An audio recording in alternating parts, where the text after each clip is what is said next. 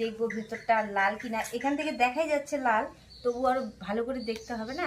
আর এটার দাম নিয়েছে কত রে?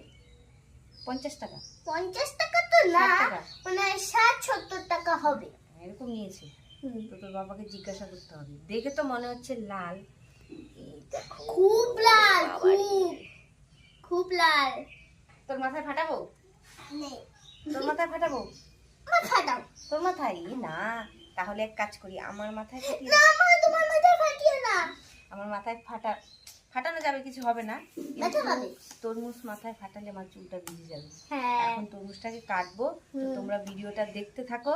আমি তরমুজটা কিভাবে কাটি, তো কাটাটা দেখাবো না তোমাদের, মানে দুটোই বাচ্চা, ডাটা এখানে রেখে কাটবো না, কারণ যদি আবার কিছু হয়ে যায় তো আমি এই দিকটা সরে কাটি। তোরা পিছা পিছা। মামি এখানে বসি, সুন্দর করে কাটবে কিন্তু। এ কি হয়ে গেল? দাঁড়াও, ঠিক করে দিচ্ছি। এই তো, এই দেখো কি লাল। দেখেছো কত লাল? ও মা, লাল টকটকা। তুই যেন কি বলিস? ওরে বাবা রে, তরমুজের ভিতরে এগুলো কি রে? কালো কালো, আমি খাবো না রে।